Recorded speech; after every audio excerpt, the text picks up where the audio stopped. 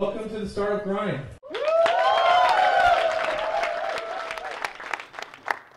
Nous allons commencer. Nous remercions beaucoup M. Dédé Mopassa d'avoir répondu à notre invitation. Donc nous l'accueillons aujourd'hui dans le cadre de Startup Grind. Startup Grind, en fait, c'est on va dire une communauté d'entrepreneurs dont l'objectif principal est de réunir les entrepreneurs autour de figures d'entrepreneurs qui ont déjà une certaine expérience pour gagner en expérience, de leur expérience à eux, de partager, également de nous connecter les uns et les autres pour nous connaître. Enfin, comme une sorte de réseautage et de networking. Donc, le premier événement que nous organisons aujourd'hui avec M. Dédé va marquer le début d'une longue suite d'événements. Autour de ça, où M. Dédé aujourd'hui va nous parler un peu de son expérience, comment il s'est retrouvé dans les affaires, pourquoi avoir pris certains domaines et pas d'autres. Nous allons échanger autour de ça. Startup Grind, Louboum est le troisième, on va dire, salon d'entrepreneuriat de l'Afrique avec Startup Grind. Il y en a un à Cape Town, un autre à Johannesburg et le troisième maintenant c'est ici à Lubumbashi. C'est né au Palo Alto, aux États-Unis, avec une équipe animée par M. Derek. Donc, de manière mensuelle, une fois par mois, ils accueillent des entrepreneurs, souvent versés dans le monde de l'IT. Bon, il y a plusieurs gérants. Il semble que l'objectif qu'ils ont, c'est de pouvoir inviter même les marques Zuckerberg et tout ça, les créateurs de Facebook, etc. Et donc, c'est dans cette suite logique que nous aussi, nous nous inscrivons aujourd'hui. Et donc, nous accueillons M. Dédé qui est mandataire minier, administrateur d'entreprise, initiateur du festival Nzenze, de Farafara. Il a été aussi longtemps dans le comité de direction de la Fédération des entreprises du Congo. Et donc, encore merci d'avoir accepté notre invitation. Et donc, nous allons commencer notre échange. On va remonter déjà dans le temps pour un peu parler de la famille, du contexte. Si on remonte dans le temps, enfant, si vous deviez vous décrire, qu'est-ce que vous nous diriez par rapport à votre enfance, votre famille? Merci de penser à moi et de me réunir avec tous ces entrepreneurs du monde qui vont nous suivre. Et Dédé Mopassa, mon nom, je suis né d'un père et d'une mère, bien sûr, mais pas dans des conditions un peu correctes. Pourquoi? Parce que c'est, quand je dis correct, dans des conditions classiques. Non, je suis né dans des conditions traditionnelles. Parce que ma mère est la nièce de l'enfant de mon père. C'est-à-dire l'histoire du contrée où ils évoluaient, ou dans cette coutume, il est décidé ou il est dit que à chaque fois que l'enfant de l'oncle doit se marier, il doit récupérer dans la famille comment je vais dire, dans la famille de sa maman. Alors c'est comme ça que ma mère a été donnée. C'est pas une femme qui a été aimée et choisie, non, c'est une femme coutumièrement mariée. Et nous sommes le produit de ces mariages qui a donné des conséquences que ça pouvait donner, qu'on n'a pas vécu, nous autres, mais qu'on a perdu très tôt. Et que par l'évolution des choses, on a évolué avec notre papa, principalement, et tout ce qui pouvait entourer, parce qu'il n'a pas cessé de se marier, il a eu encore d'autres femmes avec qui il a vécu. Et ce qui fait que ce n'est pas une même expérience d'enfance avec tous les autres enfants classiques. Mais au moins, ça nous a amenés à l'école. Et là, déjà, vous devez retenir que c'était une fuite d'affection. Et le fait de fuite d'affection, il fallait créer l'affection autour de quelque chose d'autre. Mais pour notre cas, bien sûr, ça nous a amené à créer l'affection à côté ou dans l'école, dans l'apprentissage. Et c'est comme ça qu'on a évolué. Et voilà l'enfance, jusqu'à terminer l'université. Quelle matière vous avez choisi? Quelles études vous En avez principe de rêve, je me disais, je dois soigner la société. Mais pour moi, la société, soigner la société, pour moi, revenait en tête médecine. Et j'ai tenté d'aller en médecine. Et un jour, j'ai vu que ce n'était pas les soins de la société en allant à la médecine. Ça, c'est les soins corporels, individuels, qu'on peut, par rapport à la santé d'un individu. Mais pour moi, c'était traiter vraiment une société. Et je me suis décidé d'aller. Quand j'ai grandi une année après, parce qu'après la médecine, on a connu beaucoup de problèmes des inscriptions à l'époque, à l'université de Lubumbashi. Vous pouvez aller à l'université au mois de septembre ou bien octobre. Les listes définitives devaient sortir au mois de février.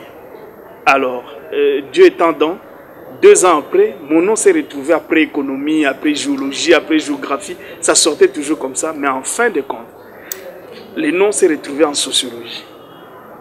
Et c'est comme ça que j'ai dit, le destin, on s'est toujours rattrapé, et j'ai fait la sociologie. Voilà. Et déjà la fibre d'entrepreneur commençait, est-ce que dans votre jeunesse, il y avait déjà comme une fibre d'entrepreneuriat que vous aviez déjà découverte?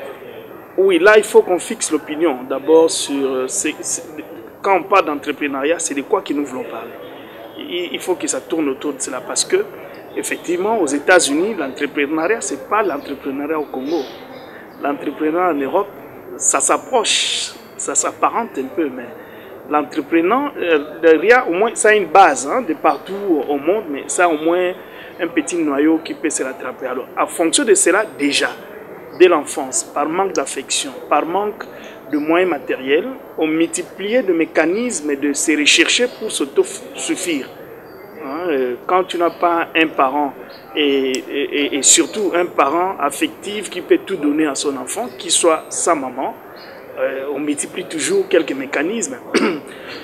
Je me souviens très tôt comme enfant, on pouvait avoir l'initiative de s'acheter des bonbons. On te donne 1 franc pour 2 bonbons, tu achètes mais tu ne consommes pas. Tu gardes 2 bonbons et 4 bonbons, tu vas à l'école, tu revends chez des amis. Donc c'est déjà ça l'initiative de créer une croissance, de créer une économie, de créer une activité en fait. C'est en ça que je résume l'entrepreneuriat en fait, de créer une activité qui peut générer une économie. Bref, donc déjà à ce niveau, on s'est adapté à cela. Mais ça a pris un peu d'essor. Quand on grandit, on regarde le revenu que les parents peuvent disponibiliser et le besoin personnel qu'on peut avoir. Et on voit le manque à gagner dans la société ou les accroches qui peuvent donner un peu de l'argent. Pour parler de mon expérience personnelle, je m'offre un appareil de photo. Et à chaque fois quand je fais mes photos, je multiplie, j'ai de l'argent et je m'autosuffis. C'est déjà aussi une grande partie du début de l'entrepreneuriat. Ce sont des choses qu'on a fait. Et par exemple au campus, j'ai acheté un petit frigo que j'avais dans ma chambre. Pendant que les amis pouvaient tourner et faire tout ce qu'ils voulaient, moi quand j'achète 1 kilo de viande chez Number One, pour ne pas faire la publicité, c'est un gros morceau de pas carbonate, il y a quoi? Oui, carbonate. Mais quand tu divises ça par 8, tu trouves des petits morceaux à la bourse des étudiants. Ils peuvent gonfler comme ils veulent, mais avec 1000 francs, ils mangent la viande. Donc ils découpent, et ils font la sauce et ils mangent. Et moi je récupère en ça. Pour 1 kilo de 5000 francs, je revends, j'ai 8000 francs. Donc je gagne 3000 francs. Et tout ça, ce sont déjà quelques indices qui poussent à l'entrepreneuriat. Et voilà, ça c'est pendant qu'on est étudiant et on développe ce genre de mécanismes. Et voilà, si je peux vous répondre aussi. Et donc, quel a été votre premier business, on va dire, sérieux, si on veut dire, où vous avez vraiment mis l'énergie de manière principale? Quelle a été votre première activité? Business sérieux, je tiens tout est sérieux. Mais selon l'époque, selon le moment où j'ai créé cette activité, tout est sérieux. Mais peut-être quel a été mon premier business après les études. Après les études. Voilà. Mon premier business après les études, c'était aussitôt que j'ai terminé, ou peu avant, il y avait pillage dans la ville. Alors, quand il y avait pillage, je vivais le centre-ville. J'étais le tout malheureux, où on m'a traité de paresseux, de garçon qui n'a pas du courage, parce que je n'ai pas pu arriver dans des magasins, tirer un carton de ceci ou de cela, quand tout le monde pouvait en avoir et revendre et tout. J'ai conçu une petite agence de vente et de rachat. Pourquoi? Parce que il y a des gens qui avaient perdu leur unité centrale d'ordinateur, qui recherchaient, mais il y avait des autres qui avaient des écrans, qui ne pouvaient rien faire avec. Alors, et c'est comme ça que je pouvais aller dans des camps militaires et chercher, tu vois, l'unité centrale, je rachète, que je ne savais pas qui ça appartenait et tout, et puis on démarre, on commence maintenant à retracer, et librement, les gens commençaient à revendre, et ça m'a donné vraiment un peu d'argent qui pouvait me permettre à me décider, déjà auprès de parents, pour dire, je suis déjà grand assez, je dois aller ailleurs. Et là, je dois souligner, je ne présente pas une famille déstabilisée ou moindre, non. C'est une bonne famille, mais sauf que qui a tiré ses origines dans la tradition. C'est ça que je voulais dire. Mon père était cadre à la douane. Hein, à l'époque, c'était lui le chargé des axes de toute la province du Katanga. Et à ce moment-là, la province du Katanga douanière prenait et le maniement et le décassage. Donc, à son âme, je pense que on était dans des conditions correctes. Mais moi, au moins, j'ai pris une décision de m'éloigner grâce à cette affaire-là. Donc ça, c'était une première business qui a pris le temps que ça pouvait prendre jusqu'à ce que les effets du pillage avaient pris fin. C'est-à-dire 2 ans après ou 3 ans après. Et voilà, pour moi, je considère que c'est le premier business que j'avais mis au point. Et après, vous avez suivi alors les traces quand même de votre père, parce que vous êtes mis aussi après dans les douanes, avec, je pense, Gecotrans, dans lequel vous êtes en train d'évoluer. Ah oui. Quelle est son histoire? Je n'ai pas commencé dans Gecotrans. J'ai commencé dans ETI. ETI, c'était, en principe, quand je finis, je devais travailler à la SNEL. Mais j'étais même recommandé d'aller à la SNEL. Mais bon, les recommandations, ça traînait à l'époque. La personne indiquée à nous faire embaucher là-bas, c'était la DG Bingoto. Oui, Bingoto, son nom repose en paix aussi. On est arrivé presque pendant qu'il était décédé, donc il ne pouvait plus nous prendre là-bas. Et la douane, c'était quoi? C'était un sentiment de recherche, parce que de tout le temps, déjà à l'université, le domaine de ma recherche, c'était de voir, de voir un peu la production, de voir la consommation, de voir la distribution. Bon, ça, c'est une grande partie de l'économie interne. Mais quand je faisais mes recherches, que ce soit en TFC, j'ai vu la grande partie, c'était un mouvement de marchandises sur le plan international, c'est-à-dire le va-et-vient, ce qui entrait, ce qui sortait, et sachant au moins ce qui s'est passé par rapport à la douane, ça commençait à m'intéresser. Comme domaine de recherche, parce que mon TFC c'est sur ça, mon mémoire de fin de l'année c'est sur cela aussi. Alors j'estimais qu'avec des amis, qu'on puisse monter la première agence ETI, et c'est dans ça que j'ai travaillé. Après ETI, il y avait des grands directeurs qui m'ont poussé. Et avant cela, je suis allé en formation en Belgique. J'ai fait des études du commerce international où je me suis spécialisé en logistique, je me suis spécialisé en déclarant en douane, et sur place aussi beaucoup de formations, que ce soit en Afrique australe ou en Europe. Alors c'est comme ça, quand je suis revenu, ils m'ont confié une agence sans transit. J'ai commencé sur Kassai. C'est là maintenant l'essor de sans transit dans le dédouanement.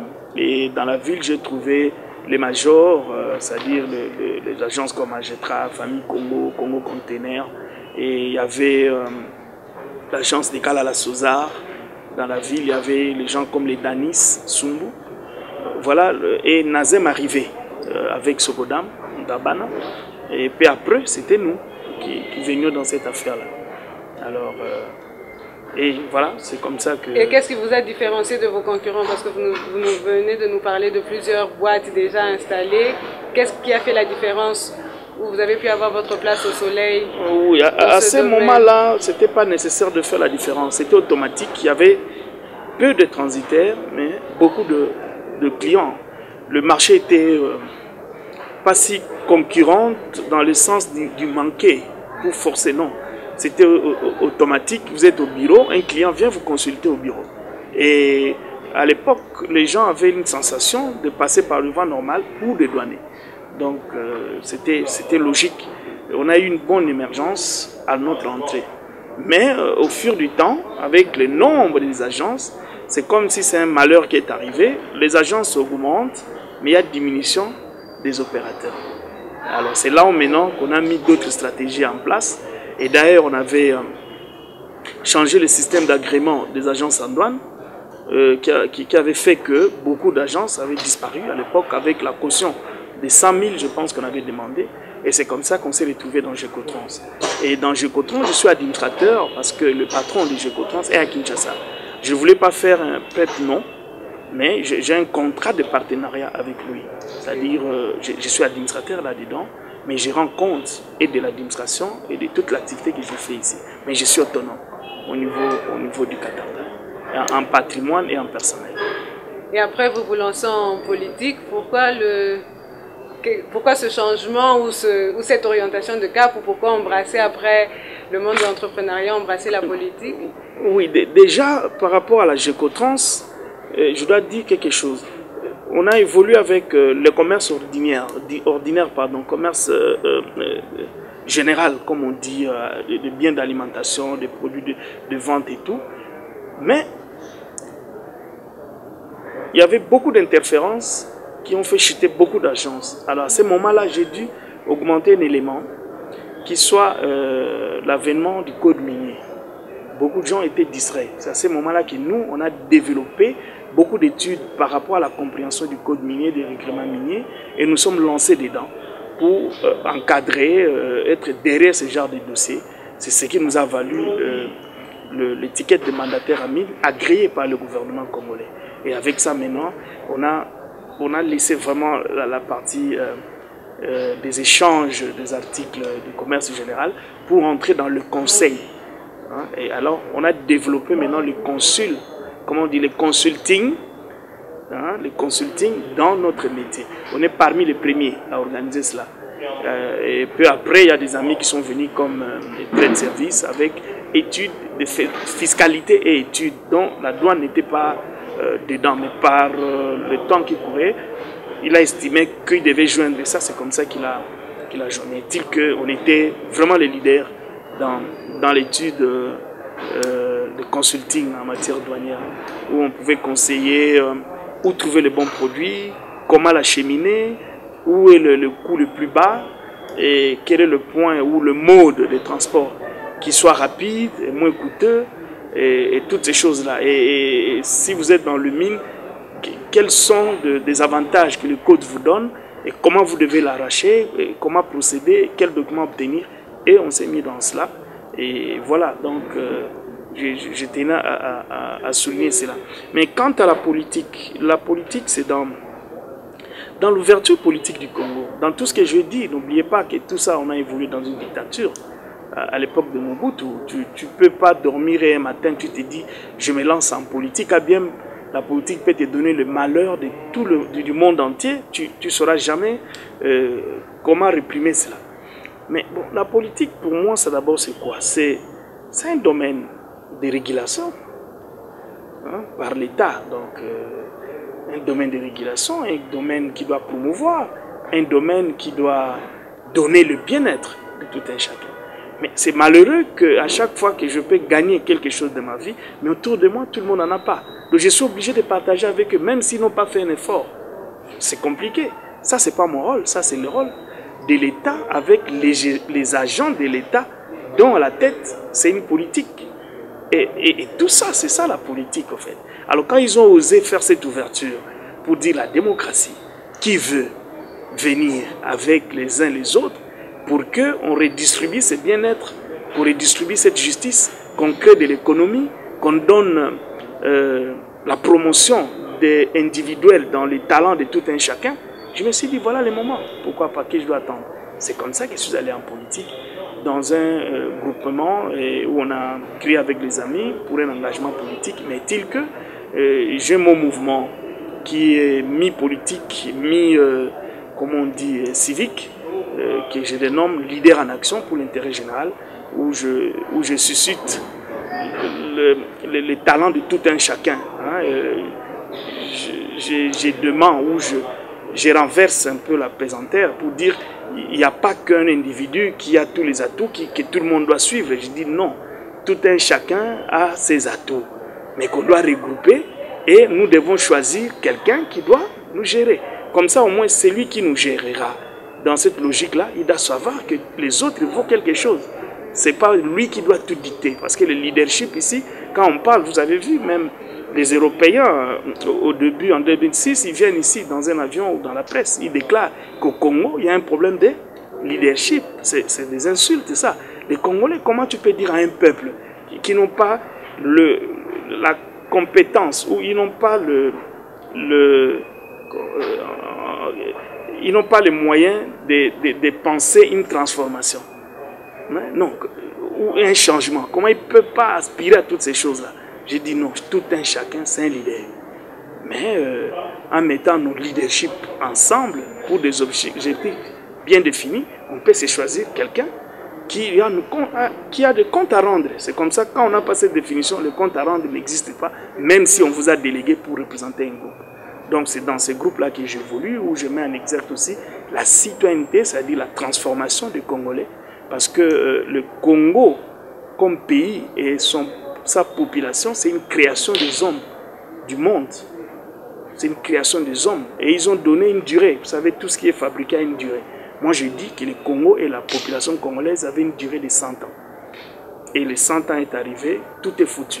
Le mental qu'on avait mis en place, la pile qu'on avait mis est déchargée. Donc maintenant, il faut recharger. Il faut penser nouveau Congolais. Il faut en tout point de vue. Parce que tout 100 ans après a échoué. Et notre croyance, et notre tissu économique, et des structures d'enseignement. Tout est en moule. Donc maintenant, c'est vrai qu'on est en train de passer sur la même logique, pour parler un peu politique, c'est-à-dire refaire les routes coloniales, pendant que le route à la colonisation avait peut-être le rôle d'évacuer des biens. Mais aujourd'hui, est-ce que les Congolais mis ensemble, c'est ça qui doit être l'intérêt primordial? Non, moi je pense que c'est de reconnaître, des connaissances et d'échanges entre nous, pas seulement de prendre pour sortir avec. C'est comme ça que de Matadi jusque du côté de Bandundu, au fond, il n'y a pas Kaemba, il n'y a pas de route, tu ne peux pas accéder. Donc c'est pareil, tu ne peux pas quitter Dilolo et arriver à Congolo, par où tu dois passer. Donc il n'y a pas une projection par rapport à ça. Et puis, vous savez qu'on était des empires. Et quand ils ont mis des empires ensemble, ce n'est pas que les empires-là ont demandé qu'on puisse se mettre ensemble pour faire ces Congos. Mais bon, l'incident historique fait que nous sommes aimés. Il y a eu des croisements de sang. Et 100 ans après, nous existons comme des personnes acceptées et voulues de vivre ensemble. Et tout ça, il faut rappeler pour trouver des voies et moyens pour construire un nouveau Congo. Mais bon, l'incident historique fait que nous sommes aimés. Il y a eu des croisements de sang. Et 100 ans après, nous existons comme des personnes acceptées et voulues de vivre ensemble. Et tout ça, il faut rappeler pour trouver des voies et moyens pour construire un nouveau Congo avec des nouveaux Congolais. Donc c'est ça que je prends dans les leaders en action pour l'intérêt général de la population. Voilà. Wow. C'est tout un programme. Et est-ce que ça explique aussi votre engagement dans la culture? Est-ce que c'est dans ce même ordre d'idée que vous vous investissez tellement dans la culture? Parce que maintenant, parler de M. Dédé Mopassa, c'est parler culture. Vous êtes un grand initiateur d'événements culturels. Vous encouragez beaucoup les jeunes, les agents culturels. Qu'est-ce qui vous motive? Bon, mon sens de développement a ce soubassement-là culturel. C'est-à-dire, pour moi, on ne peut pas développer une société si le culturel n'est pas pris en compte. Ça, c'est mon fondement de l'existence même de l'homme. Parce qu'à ce moment, qu'est-ce que j'entends par culturel? C'est tout ce qui nous relie, tout ce qui fait que nous soyons ce que nous sommes. Donc, que ce soit notre façon de nous habiller, de manger, de se promener, de nous communiquer, tout ça, c'est ça qui est culturel. Donc, c'est les culturels qui engendrent la technologie. On n'arrivera jamais à un stylo si on n'en a pas les besoins. Si ce n'est pas un besoin qui s'est créé dans notre vie au quotidien. On n'arrivera pas à une veste si on n'en a pas créé le besoin d'intempéries ou pour... Donc, tout ça, la technologie, vient du culturel. Alors, une culturelle maîtrisée, ça vous développe ce dont vous devez avoir. Vous vous souviendrez qu'on a eu des instruments qui ont joué comme les téléphones. Et cela date des années où on n'avait jamais de téléphonie, mais on s'est communiqué. Donc, l'intention ou le vouloir de se communiquer à distance a existé dans notre façon de vivre. Et on a mis un instrument en place qui aujourd'hui, voilà, avec l'évolution du monde, c'est pareil avec le téléphone. Donc, même les téléphones qui nous est revendu aujourd'hui, c'est culturel pour le monde qui a innové, qui a inventé ça.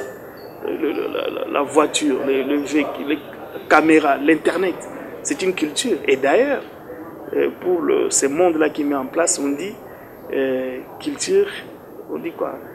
Nouvelles technologies de l'information. Et ça c'est culturel qui arrive à toutes ces choses, à mon avis.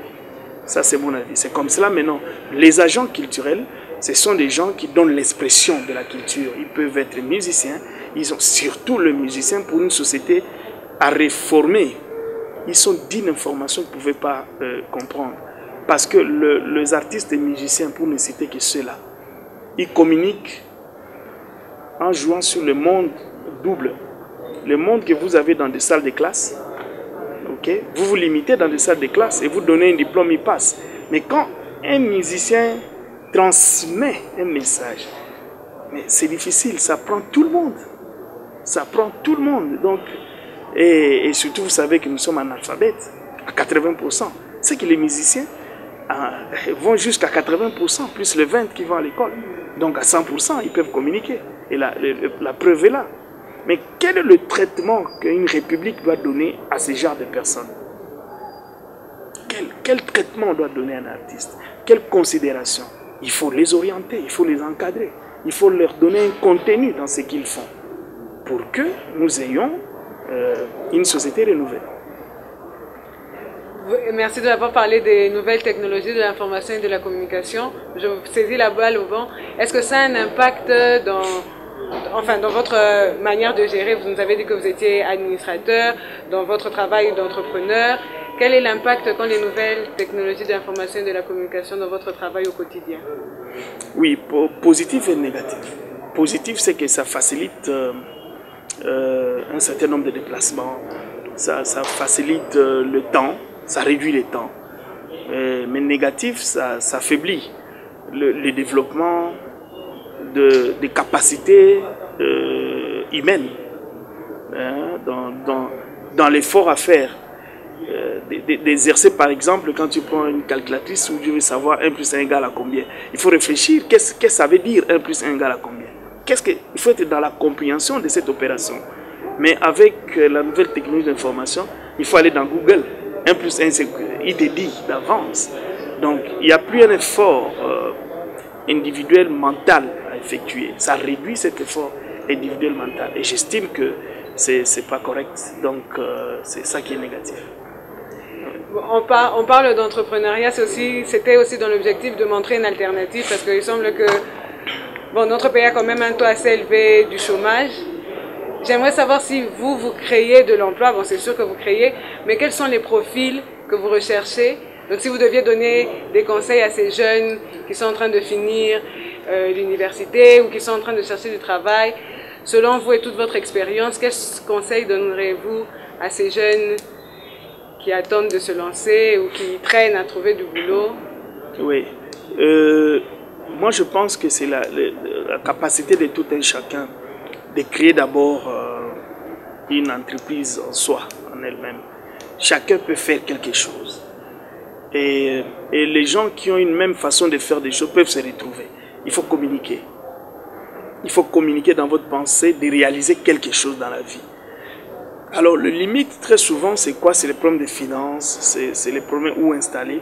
Mais dans le monde, vous trouvez toujours, si vous communiquez. Et le problème de finances, c'est que vous pouvez développer, c'est ce que je dis toujours, le mécanisme de comment faire pour trouver les finances.